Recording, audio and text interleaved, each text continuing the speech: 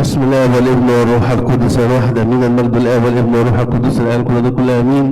فلتحل علينا نعمته وبركته الان لابد الابدين لظهر الدارين كلها امين.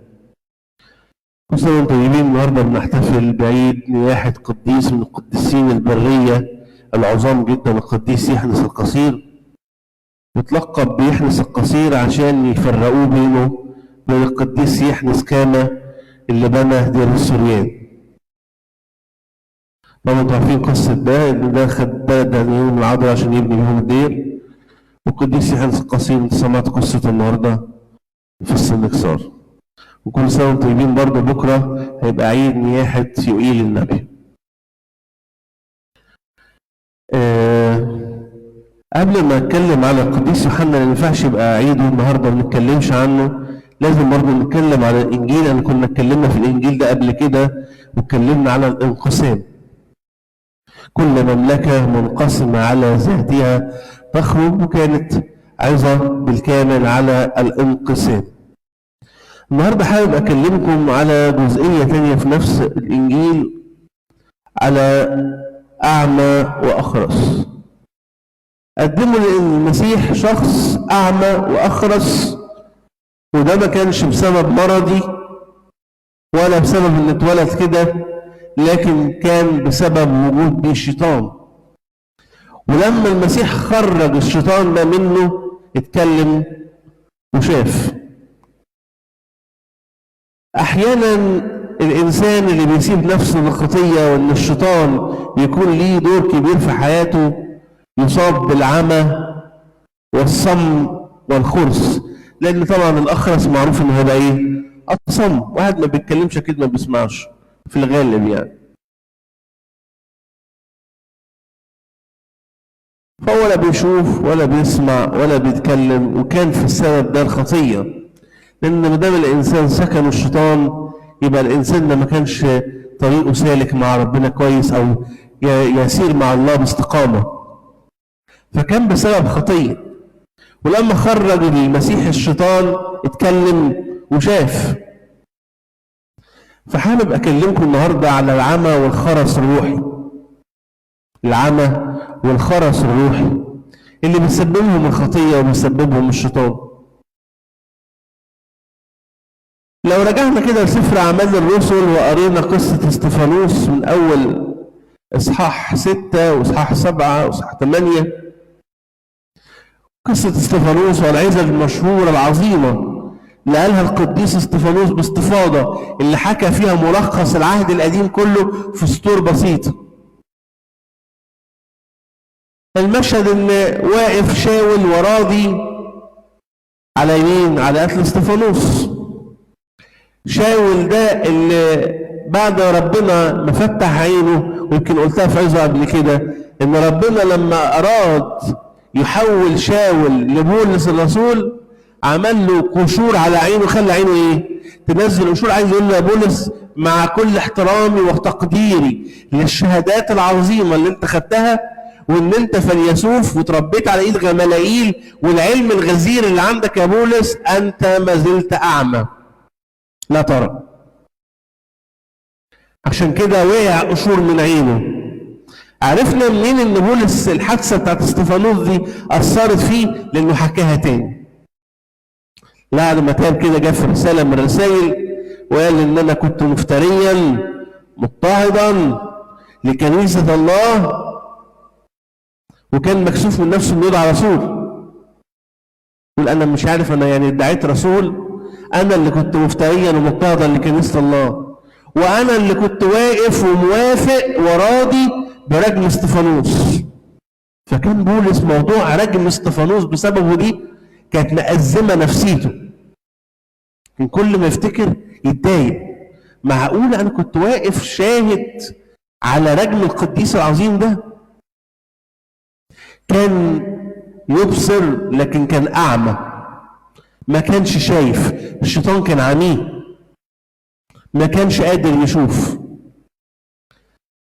ونروح بعيد ليه؟ تعالى نشوفوا اليهود باكملهم، مش بولس بس اللي كانوا حاضرين حادثه رجم استفانوس. بعد كده ما نقرا العظة العظيمة اللي قالها استفانوس يقول كده في آخر آية إصحاح 7 آية 57 أو 58 يقول كده: فصاحوا بصوت عظيم وسدوا أذانهم وهجموا عليه. بعد العظة العظيمة اللي اداها لكم دي، هي دي نتيجة العظة؟ واضح جدا المشهد بيبين ان الناس ما احتملتش الكلام من اجل الشر اللي جواها، والا سدوا ودانهم ليه؟ مش قادرين يسمعوا استفانوس، لان اخر العظة قال لهم: هوذا ابن الله جالسا على العرش وهوذا السماوات مفتوحة. اول ما لقوا هوذا السماوات مفتوحة وابن الانسان جالس على العرش، ما قدروش يسمعوا الكلام وحطوا ايديهم على ودانهم وهجموا عليه رجموه. لهم اذان ولا يرون، ولهم اذن ولا يسمعون. عشان كده في كل أشية إنجيل نقول لكم كده: طوبى لآذانكم لأنها تسمع ولعيونكم لأنها ترى. ده انت عينيكم مطوبة وأذانكم مطوبة لأن تسمعوا كلمة ربنا، في غيركم مصابين بالخرس والعمى وما زالوا يحتقروا كلمة الله ويحتقروا الله. وكثيرون منكم وانتم أكثر متابعين للميديا وبتشوفوا كل شوية يطلع علينا حد كده يمسك الإنجيل مش عارف يحرقه، يتكلم ويشتم، يعني معذورين. عندك إنسان أهو أعمى وأخرس، ليه؟ لأنه في شيطان منتظر من إبليس يعمل إيه في الإنجيل؟ يحط على راسه يعني؟ منتظرين ايه؟ منتظرين من ابليس ايه؟ يمدح كلمة ربنا. طب ده ابليس اللي بيضطهد كلمة ربنا، هل احنا فعلا بنشوف؟ لينا اذان ونشوف فعلا؟ ولينا اذن ونسمع؟ هل كل يوم الكتاب يقول لك ان سمعتم صوته لا تقسوا قلوبكم؟ وهل لسه قلبك قاسي؟ هل انت بترى القدسات اللي ابونا كله قداس يصل القدسات للقديسين، وبترى القدسات بعينك وبتاخدها على لسانك وتخش جوه جوفك، بتاخد القدسات، تاخد جسد ودم المسيح. هل وانت لغايه دلوقتي برضو ما زلت لا ترى ولا تسمع؟ هتقولي: لا ده انا ارى واسمع، ما كثيرون يظنون ذلك. بولس ذات نفسه كان معتقد انه يرى ويسمع، وهو ذات نفسه اللي قال: أنا كنت مضطهدا مفتريا لكنيسة الله. أيوب الصديق كان يعتقد في نفسه أنه بار، قعد في الأول متمسك بالبر ده ويقول: الخير من الرب نقبل والشر لا نقبل. يجي في صح 40 يقول له كده: لماذا تستذنبني؟ انت شايف ليه فيا ان انا غلطان؟ ده بيكلم ربنا، بيقول له: انت بتستذنبني ليه؟ هو انا شايف ان انا غلطان؟ بيقول له: فانت يا ايوب شايف ان نفسك بار؟ حتى قال له نفس الكلام، قال له: اتعتقد انك بار والله هو اللي مذنب؟ ربنا هو اللي غلطان؟ يعني كثيرون يعتقدون نفسهم صح، وممكن يستذنبوا كل اللي حواليهم، كل الناس غلطانين، وممكن يستذنب الله نفسه.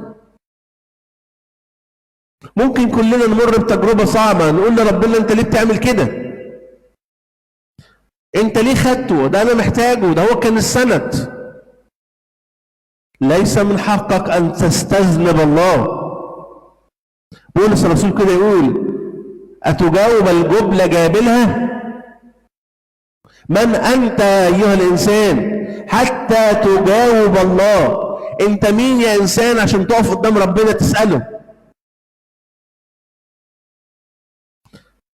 هل الجبلة تقف قدام جابلها؟ تعالوا بصوا في حياة القديس يحنس القصير. واحد راح يتراهن،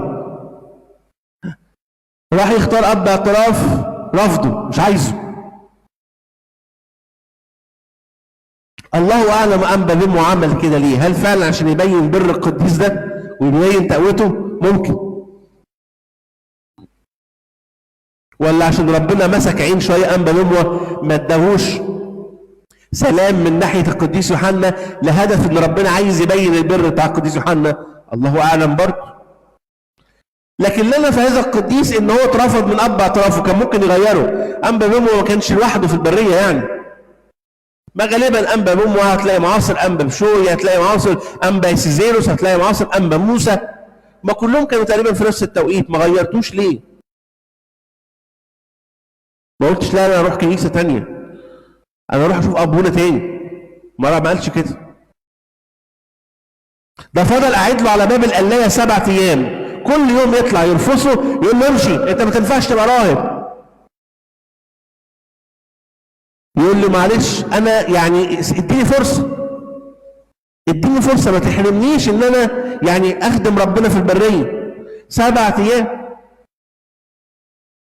وهل هو الموضوع سكت لغايه كده؟ ابدا، ده كان سنكسار اختصر القصه كتير جدا. ده مره اختبر صبره وقال له روح اصطاد لي ديب من البريه، ولما جاب له الديب قال له انت جايب لي كلب، ومع ذلك برضه احتمل. واكثرها المعجزه المشهوره جدا لما اداله جريده هو بيتسند عليها، جريده ناشفه ما تنفعش. اي حد فاهم في الزراعه ان جريده ناشفه دي ما تنفعش تتزرع، لو عملت فيها ايه باللازم؟ ناشفه، هتزرع ازاي؟ قال له بص خدها، وشاور له على تبه بعيده، قال له روح ازرعها هناك. التبه دي تبعد عن الدير 7 كيلو. احنا عشان نروح الدير ده بنمشي بالعربيه 4 كيلو ونكمل على رجلينا 3 كيلو. احنا كلنا كده يعني، المجموعه اللي راحت بعد ما رجعنا تقريبا كلنا كان ركابنا بتترعش بسبب المشي في الرمله دي. ومشينا ايه تقريبا اقل من نص المسافه. يعني هو مشى 7 كيلو كلهم، احنا واخدين 4 كيلو بالعربيه وخفنا العربيه عشان ما تغرس، كملنا الباقي مشي. مسافه صعبه جدا، كل يوم كان ياخدها رايح جاي في عز الشمس، في عز الشمس والرمله بتبقى مولعه نار. يمشي كل يوم رايح جاي 7 كيلو عشان يزقي جريده، والشجره ما تنبتش غير بعد 3 سنين. ويمتدح هذا القديس من اجل طاعته. ده ليه سمع وليه اذن، ده عينه مفتوحه على السماء، ده عينه مفتوحه على السماء. عشان كده ما فرقش معاه اب اعتراف يعاقب، يدي قانون، يدي مش يقول انا عملت ايه؟ انت شايفني غلطان؟ لا ما مش غلطان، لا مش هقبل الكلام ده خالص. هو كان غلطان في ايه؟ ده هو ذات نفسه كان يشهد له انه شاف ملاك حط كيل على راسه. يعني بعد 7 ايام بيضربه ويقول له انت ما تنفعش تبقى راهب، شاف ان في ملاك بيحط له ايه؟ الكيل على راسه. هو بذات نفسه شهد ببره، ومع ذلك كان مكمل. واعتقد انه كان مكمل لانه شاف في القديس ده حاجه تنفع تدرس للاجيال. فلا نتك عليه، لان كل ما نتك عليه اكتر يطلع ايه؟ ريحه حلوه. ما هم في نوعين من الناس يخشوا التجربه. ناس تخش التجربه تطلع ريحه بخور، كلنا كده ناخد البخور نحطه في الفحم يطلع ريحه كلنا نبقى مبسوطين منها. تعالى كده نجيب شويه ورق ونحطهم في نفس الفحم، هيطلع ريحه كلنا نشمئز منها. ففي انسان يدخل التجربه يطلع بخور، ده يبقى عايزينه يفضل في التجربه طول عمره. ليه؟ بيدينا دروس ومواعظ. وفي انسان عايز ان التجربه تخلص بمجرد ما تبتدي، لان طلعت ريحه ما نقدرش كلنا نحتملها. ما نقدرش كلنا نحتملها، فنقول له كفايه يا رب كده، ما تكملش معاه تجربه، لانه خلاص هيبتدي يجدف. لكن اعتقد ان في موضوع انبا يحنس، انبا بموه قرر ان يكمل معاه الطريق للاخر، ان كل ما بيتك عليه اكتر كل ما بيطلع ريحه بخور اكتر. وانت لو عينك مفتوحة على السماء لسانك هيتكلم بعظائم الله. دايما نطلب من ربنا كده يا رب، نقول لربنا كده افتح شفتي، قول له رب افتح بق عشان اتكلم بتسابيحك، افتح يا رب عيني لأبصر عجائب من شريعتك. ممكن تكون بتقرا الانجيل لكن انت ربنا ما كشفلكش حاجه، ما شفتش حقيقي. انت عارفين ان احنا لما نحب لما نروح الاديره نقعد مع الاباء الكبار، احيانا كده يعني اقعد مع حد من الشيوخ يفتح نص انجيل ابقى مستغرب هو هيقرا لي النص ده بجد؟ ده النص ده انا اجيب له اطفال ابتدائي حافظينه. وشايف الايه دي يا ابونا؟ اقول له اه. يقول لي مش ملاحظ ان فيها وفيها؟ اقول له كل ده في الكلمتين دول، في الكلمتين دول. قرينا الانجيل ده 5000 مره وحفظناه وقريناه بدل المره 1000 ولم نرى هذا الكلام. عشان كده ارجوك لما تقرا الانجيل قول له كده اكشف عن عيني يا رب لأرى عجائب من شريعتك، لأن أنت مهما قريت في الإنجيل لو ربنا ما كشفش عن عينك، لو ربنا ما كشفش عن عينك مش هتشوف، وهيفضل الكلام بالنسبة لك صعب، وهتفضل بالنسبة لك كلام تكرار. ما أنا قريت قصة القيامة دي 3000 مرة، صدقني ممكن يبقى فيهم كلمتين أنت مش فاهمهم وبتعديهم. وكثيرين أنا على المستوى الشخصي كثير يقرأ الإنجيل قدامي ويبتدي يفسرها ويقول أنا أول مرة أسمع التفسير ده، أنا أول مرة أخد بالي إن الآية دي مرتبطة بالآية دي، أول مرة أخد بالي إن الكلمتين دول معناهم كذا. ليه؟ لأن الناس دي صلت كتير قبل ما تقرأ، فربنا كشف عن عينيهم. ربنا كشف عن عينيهم. فنقعد طول حياتنا نقرأ في الإنجيل ونقول يا رب اكشف عن عيني لأبصر عجائب من ناموسك. ليه؟ عشان ما اصابش بالعمى، عشان أخبر إخواتي بتسابيحك. اتكلم بقى لما انا ربنا يكشف عن عيني واشوف مجد ربنا اللي في الانجيل واشوف كلمه ربنا وعمقها، هتلاقيني لوحدي عمال اكلم الناس عن ربنا. عيني اتكشفت ولساني اتفك، بتكلم الناس عن ربنا بدل ما بكلم الناس عن سيره الناس، وبتكلم الناس عن ادانه الناس، وبكلم الناس عن كذا وكذا وكذا وكذا. هبقى عندي قلب ملتهب ان اكلم الناس عن المسيح، لان لمست اللي هم ما لمسوهوش. امال احنا ليه بنقول للاباء بدل ما يعني يتعلموها دي دايما، بدل ما تقول لابونا فلان صلي لي وفلان، يعني ده كلام كويس بس الاهم من ان هو يصلي لك قول له اديني كلمه منفعه، قول له اديني كلمه اعيش بيها. ويا سلام لو ربنا اداك فرصه وقعدت معاه وفتحتوا الانجيل مع بعض، هتحس نفسك عمرك ما قريت الانجيل ده قبل كده، عمرك ما قريت الانجيل ده قبل كده. تقول لي انا معقوله النص ده معناه كده؟ ده انا قريته 5000 مره ما خدتش بالي ابدا. ده انا مثلا باجي عند الحته دي وافوتها، اقول اه ما انا قصه الايام عارفها، وقال ما اخش في اللي بعده. لا خالص، ده ممكن في بعض الكلمات انت ما تبقاش مركز ولا شايف. دايما نطلب من ربنا كده، اعمل زي صموئيل النبي، تكلم يا رب في ان عبدك سامع. هو بيقول عبدك سامع انه فتح ودانه، لا انت اللي افتح لي وداني عشان اعرف اسمعك، انت اللي افتح لي وداني عشان اعرف اسمعك. فالنهارده اطلب من ربنا كده، قول يا رب فك عقده عينيا وعقده وداني وعقده لساني، خليني رب اشوف عجائب من ناموسك واسمع بس كلامك، ولما اتكلم بتماجيدك وتسابيحك وامجادك واتكلم عنك. مشكلتنا ان احنا بنتكسف نتكلم عن ربنا،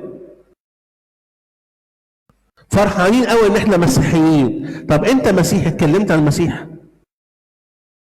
ده آية عامة بتقول اذهبوا وكرزوا وتلمذوا جميع الأمم، مش دي آية برضو؟ طب بلاش تكرز الناس اللي غير مسيحيين، مش شغلتك. طب كرز المسيحيين. هم المسيحيين مش عايزين كرازه؟ ده المسيحيين اليومين دول محتاجين اكبر كرازه في الدنيا. ده محتاجين نبشر بالمسيح من جديد.